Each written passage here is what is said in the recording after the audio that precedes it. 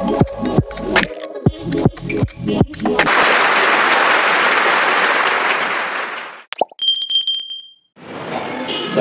warahmatullahi wabarakatuh. Waalaikumsalam. Alhamdulillah. Alhamdulillahirobbilalamin. Wa sallallahu ala Muhammadin. Asyhadu an la ilaha illallah wa asyhadu anna Muhammadan rasulullah. Allahumma shalli ala Muhammad wa ala ali Muhammad. Tidak lupa mari kita bacakan puji syukur kita kepada Allah bahwa ada sampai dengan malam hari ini Allah masih memberikan kepada kita umur yang panjang, kesehatan, keselamatan, kesempatan pula sehingga kita bisa berkumpul untuk belajar bersama. Dan mudah-mudahan apa yang kami sampaikan nanti bisa bermanfaat bagi kita semua. Selanjutnya menyikapi pamitannya para santri. Kayaknya gitu ada yang berbes sih, ada yang berbes. Kenapa aja kita apa tuh? Apa ya hubungan roh ini? Apa? Oke Bapak Ibu, alhamdulillah kemarin kita sudah menjalankan ibadah kurban. Saya betul. Biasanya nanti 36 dan mesti izin awal. Ibu dulu darah kambing atau sapi? Ibu atau darah sapi? Ini beli dulu, beli dulu. Ini itu salah. Nggak ada itu kata salah, salah ini. Kemudian Allah.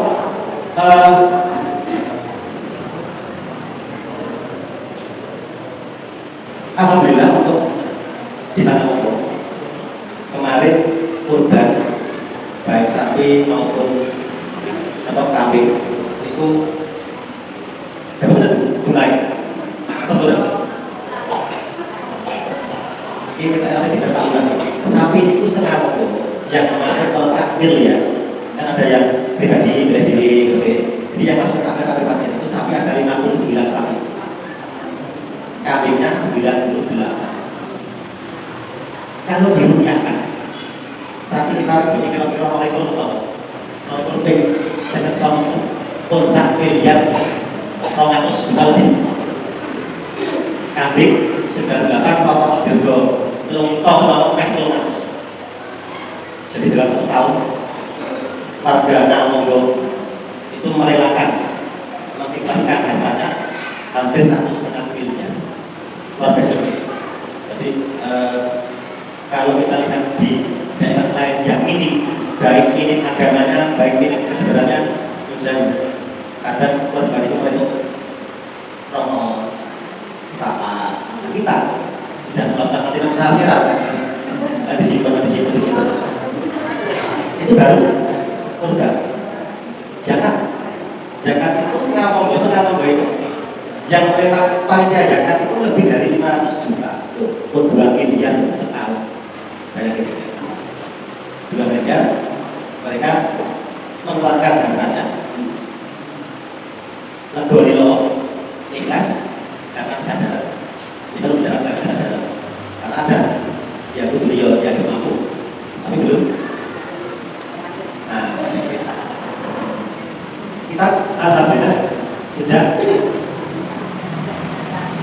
bisa atau sudah mampu atau sudah mau itu berubah. 1 kambing misalnya atau itu kira sapi tujuan.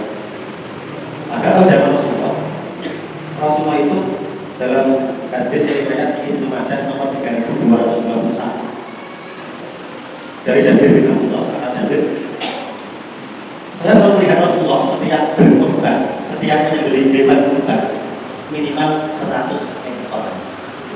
Rasulullah 100 ekor minimal. Di hadapan kita kemudian Rasulullah berdoa. Doanya adalah doa Allah, Allahumma hadani Muhammad wa ali Muhammad wa umat Muhammad. Ya Allah, tolong terima kurban ini dari Muhammad, keluarga Muhammad, plus umat Muhammad yang tidak bisa berkorban selama hidupnya. Jadi kalau sampai seumur kita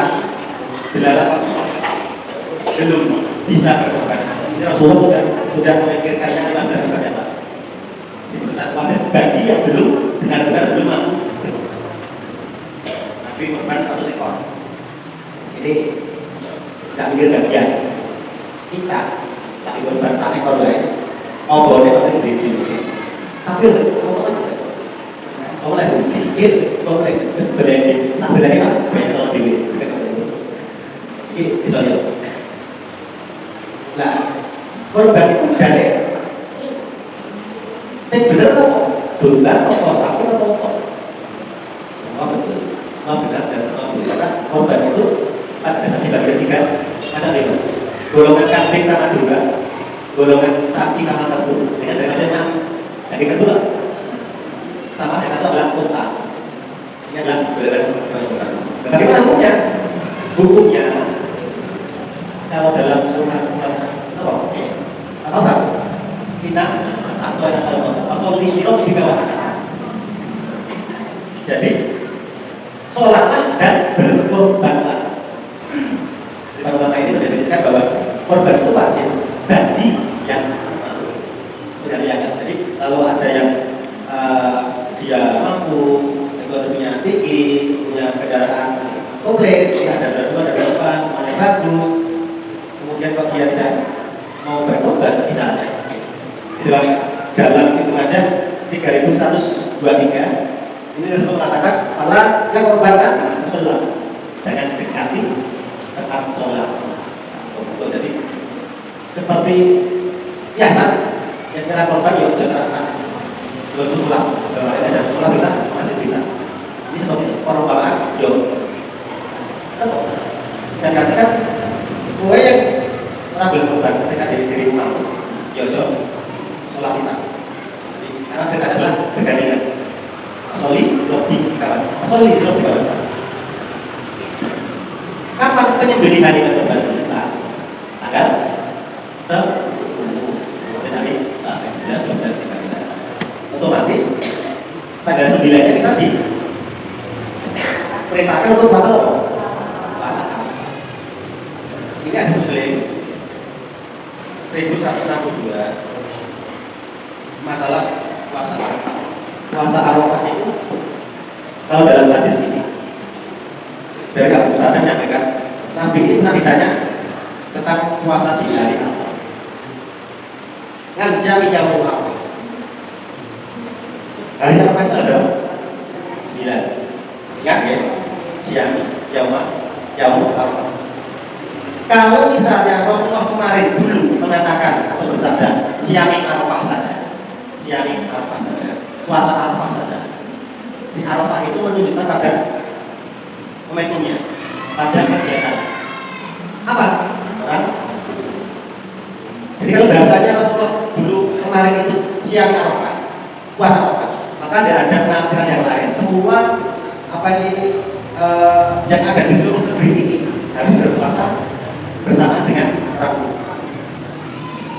jadi tidak ada lain tidak ada debat penafsir lain jadi kalau bisa sekarang nah kita puasa kalau siang Arafah saja tapi Rasulullah ketika menyampaikan ini menggunakan yaum siang yaum Arafah yaum itu adalah kata yang dilekatkan pada waktunya jadi perlu dibedakan momentum atau kegiatannya dengan waktunya itu beda sama waktunya jadi ini menunjukkan bahwa puasa Arafah ini dilakukan bukan mengikuti momentum Arafah tapi pada waktunya karena sempat ada beda di dalam kata agar itu hari itu kita dari kita sebut sama tanggal yang kita harap saya sering kita sebut sama saya betul kalau kita sebut sama cuma kenapa beda pemahaman ya jadi yang botol 1 kita nggak 10 botol minggu kita nggak 10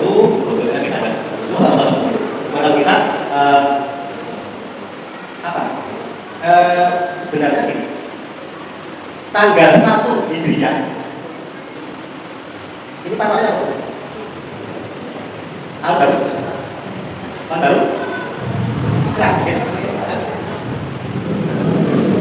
kalau kita sudah Januari 31 hari Februari 28 bulan hari Maret 31 April 31 sampai Desember setiap tahun nggak berubah itu terus yang kita tahun 28 29 28 bulan 29 kalau panjang berlipat 28 kita nggak bisa Yang antik adalah ketika Hijriah tanggal 1 Muharram ya, satu ya Muharram ya, tanggal 1 Muharram sama hari Senin bisa. Besok penetapan 1 Ramadan sudah ada perbedaan. Sama Ramadan pondok sama beda lagi. Nah, ini yang apa membuat masyarakat awam bingung itu di sini. Aku ya bilang pokok kali Indonesia. Kayak kali ini. Dia kalau yang penting keraton ini kalau tadi jadi orang bodoh. Kembali tadi. Jadi waktu orang lumpuh itu ada tanggal 9 Zulhijjah. Artinya kalau di suatu tempat, di suatu wilayah, di suatu daerah, suatu negara sudah masuk tanggal 9 bisa gitu. Sekalipun tidak sama dengan ketetapan hukum, maka yang harus digunakan adalah tanggal 9. Jadi misalnya tadi tanggal 9 kita hari Minggu, hari Minggu. Ada kabar, kita televisi, internet, di HP, satu di hukum. Nah itu bingung. Makanya kata Rasulullah pakai kata jauh. Jadi tanggalnya adalah itu tanggal sekitar. Karena perbedaan tanggal ini adalah pengaruh zona juga. Ricky kalian Arab Saudi kasih berapa jam? 4. Nah, mungkin bisa benar. Bisa. Papua 2. Papua kalian Arab Saudi kasih berapa jam? 6 jam. 6. Mereka bisa benar. Bisa. Dengan historis ini, maka tidak bisa ketika kita katakan kalau hukum ada itu sholat apa? Sholat apa? Tidak bisa. Karena di sana di Papua sana perbandingannya 6 jam. Arab Saudi itu maghrib 5 jam. Papua ada 1 malam, ada 1 jam 2 malam. Tidak bisa. Karena Rasulullah katakan bila kata jauh, kan? Berdoman kira-kira tempat tinggal. Kecuali memang daerah itu sekitar Arab Saudi kota sana itu Arab.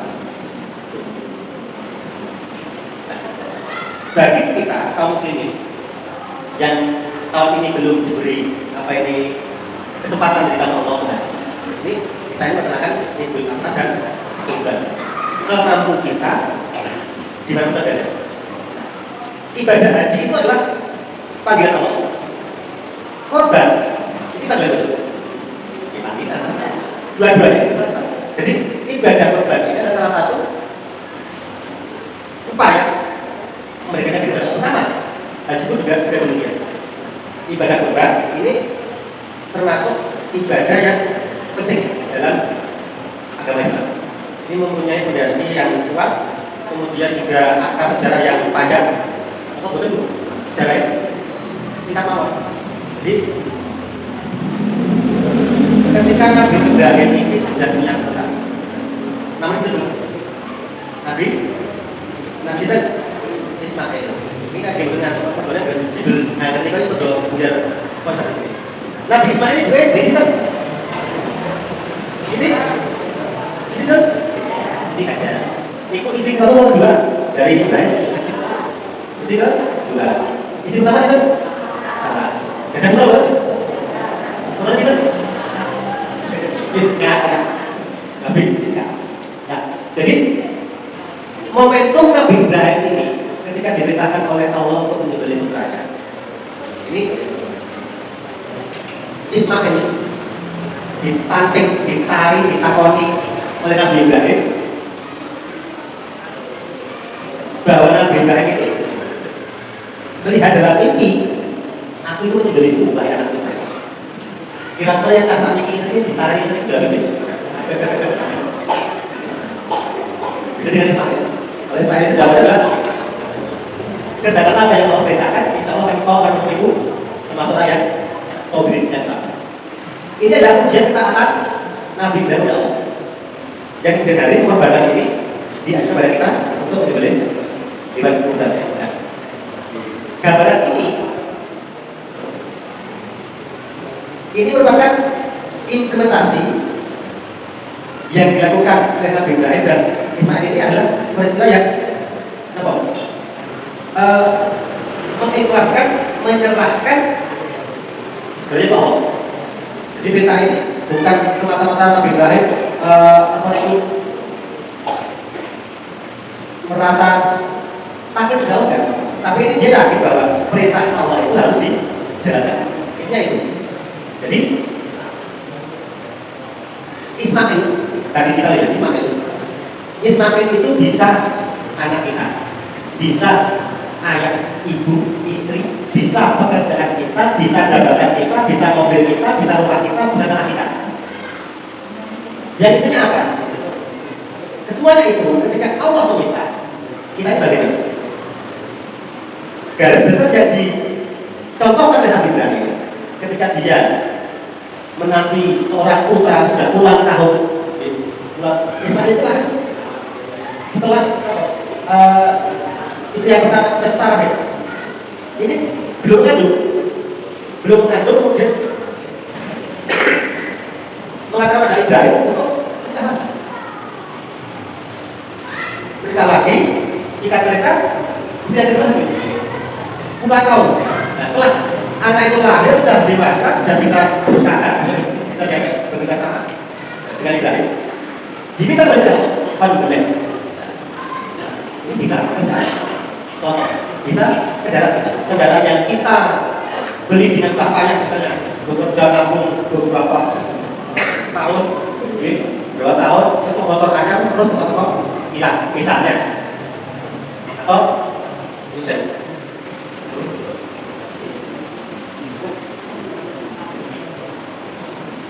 atau misalnya enggak musibah dengan motornya itu hancur lebur, atau kerjaan kita misalnya sudah jadi manajer suatu perusahaan tiba-tiba perusahaan itu bangkrut ya kan dulu, atau misalnya dari tadi gue sawah pekarangan ombok yang pinggir kali belah banjir terus keok longsor hilang. Ini misalnya adalah Ismail. Jadi pada garis besar adalah bagaimana sikap Nabi Ibrahim ketika apa yang dia miliki itu kita kembali dengan apa yang kita miliki. Dengan mungkin punya harta yang banyak, harta kita banyak, mobil banyak, motor banyak, bukan gedung, punya ibu satu-satunya. Dengan nyahno, infak monggo, tak kei, tak sudah, tidak masalah. Tapi coba kan seperti hanya Ismail adalah ketika Allah memanggil saya. Suatu yang sangat beragam orang. Jadi kasus Nabi Ibrahim adalah intinya adalah bagaimana perasaan Nabi Ibrahim, keikhlasan Nabi Ibrahim, kerelaan ketika menjalankan perintah Allah dengan ikhlas. Ini ada 3 menit kisah. Saya lupa dulu menyampaikan apa enggak, saya lupa. Jadi dulu ada seorang pemuda yang bernama Jami. Saya lupa pernah enggak. Kalau sudah pernah dia akan eling. Kalau belum dia, jual tadi ikut tadi. Apa saja? Paling boleh pamit.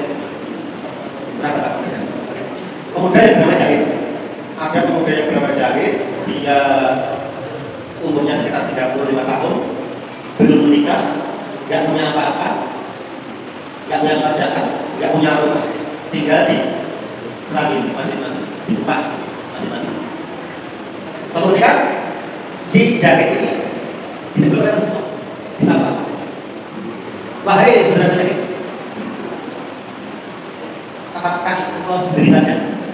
Ya, jawabnya apa?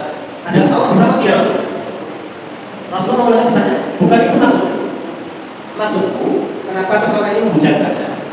Apakah itu dari menikah?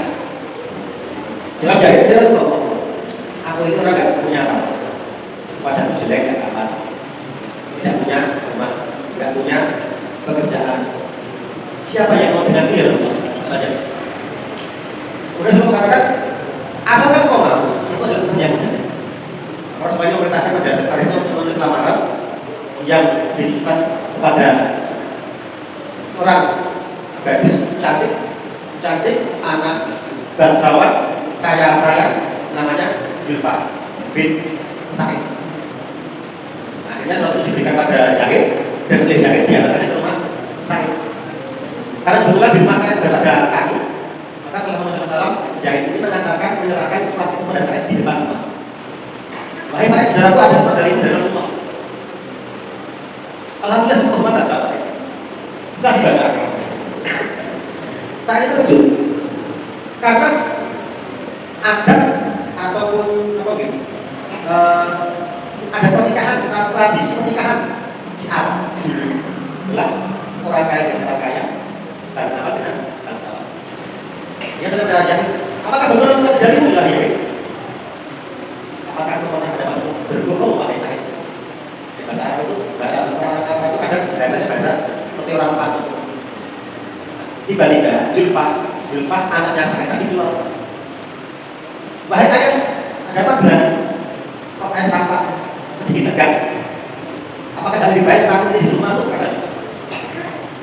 Saya pun berkata pada anaknya, wahai ayah, pemuda ini jahit datang untuk melamarmu jadi istri. Julfah kemudian melihatnya jahit dari curang sampai Jumati. Ini sedang janji, radio foto. Julfah menolak dengan keras. Saya tidak mau ada menangis. Saya tidak mau. Saya merasa bahwa selama ini datang menghampiri dia, datang ke tempat dia orang-orang kaya dan dia harus merasa tidak. Saya tidak mau. Dan saya berkata mereka, wahai saudara jahit, engkau telah mendengar sendiri. Bukan aku tidak mau, tapi anakku menolak. Maka kamu pulanglah, katakanlah pada Rasulullah, bapak lama yang ditolak. Mendengar kata-kata Rasulullah bisa Julfah langsung terdiam. Kenapa ayah sebut-sebutnya Rasulullah? Karena dari datang melamar atas perintah Rasulullah. Julfah akhirnya beristighfar. Minta tahu. Kenapa enggak mengalah dari awal? Kalau ini adalah perintah Rasulullah, maka mau tidak mau pernikahan ini harus segera dilaksanakan. Karena Julfah terikat dengan surat 24 An-Nur ayat 51. Inna makana qawlul mu'minina idza du'u ila Allahi wa rasulihi liyahkuma bainahum ayatun sami'an wa ata'na. Inna makana sesungguhnya hanya jawaban qawlul mu'minina orang-orang mukmin idza du'u ila Allahi wa rasulihi ketika disebut, dipanggil, diperintahkan, diseru atas nama Allah dan Rasulnya. Inilah liyahkuma bainahum untuk memutuskan perkara dalam mereka. Ayatun sami'an wa ata'na. Mereka mengucapkan sami'an wa ata'na. Mulai tahun itu dan mereka orang-orang yang akhirnya apa? Akhirnya Julfah menerima Jahit menjadi suaminya. Bila menerima lamaran ini, Jahit setelah pulang kembali ke Masjid Madinah, bisa bagaimana Jahit? Apakah lamaran ditolak? Diterima ya Rasul? Apakah kamu punya kesiapan? Belum. Apakah pergilah kamu ke rumah Abu Bakar? Pergilah kamu ke rumah Umar bin Khattab? Pergilah kamu ke rumah Abdurrahman bin Auf? Maka setelah itu Jahit itu pergi ke 3 orang. Setelah mendapatkan uang, dia pergi ke pasar belanja perlengkapan pernikahan. Namun pada saat yang bersamaan, Rasulullah mengumumkan pada kaum muslimin untuk bersiap-siap berperang menghadapi kaum kafir. Setelah Jahit ini pulang dari pasar dengan perlengkapan pernikahannya, dia kaget. Ada apa ini? Kenapa banyak kaum muslimin yang sudah bersiap dengan pakaian perang? Ada apa ini? Wahai Jahit, kata seorang hari ini kaum kafir akan menghancurkan Islam. Kalau begitu saya harus perang, kata Jahit. Saya akan jual kembali perlengkapan ini. Saya akan berikan kuda yang tangguh. Saya akan berikan pedang yang tajam. Saya harus ikut perang, kata Jahit. Jangan. Hari ini kau tidak. Yang kenal pakai berdoa. Tidak, saya harus ikut berdoa. Kembali Jahit membacakan kata Taubah 9, surat 24. Kunikana, abahukum, wabnahukum, wahmanukum, waswajukum, wasirukum, awalitahukumullah, wadijoratun tasawuf, nakasadah, kumasakiyu, tardawna, akabayakum minallahi wa rasulihi, wajihan bisa diri, patrobasu katanya yang tahu kami, tahu layak diri kaum fasik. Kul ingkana katakanlah apabila abakum wa abnakum, bapak-bapakmu dan anak-anakmu, wa ikhwanukum wa azwajukum, saudara-saudaramu dan istri-istrimu, wa ghasiratukum wa amwalukum tarfumuha, kaum keluargamu dan harta kaya yang kamu usahakan, wa tijaratun tasawwur kasadaha, perniagaan yang kamu khawatirkan akan kerugiannya, wa masakinu tardawna, dan rumah-rumah tempat tinggal yang kamu cintai. Apa ilakum minallahi wa rasulihi, lebih kamu cintai daripada Allah dan Rasulnya. Wa jihad fi sabilillah dan dari jihad di jalan Allah.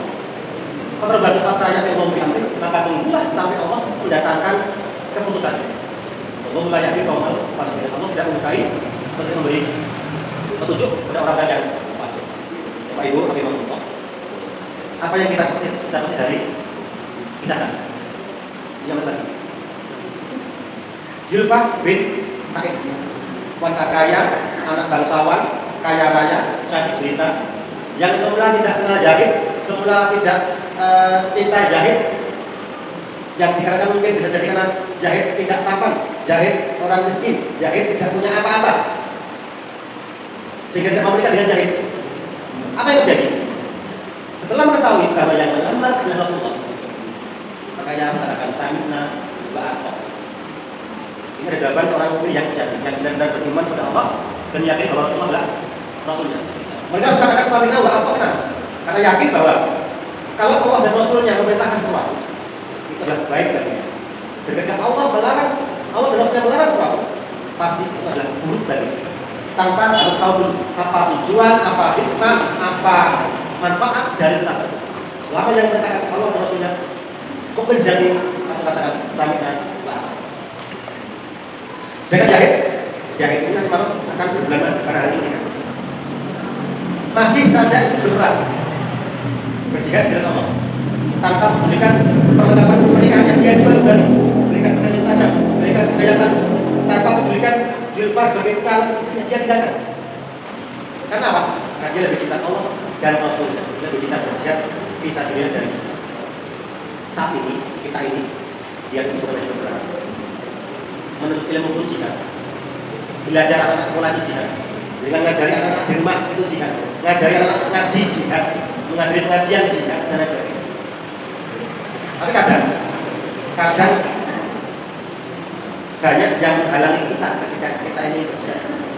Kadang dari segi pekerjaan kita, kadang dari segi harta kita, bahkan kadang dari keluarga kita, anak istri kita itu kadang juga bisa jadi penghalang bagi kita untuk berjihad di jalan.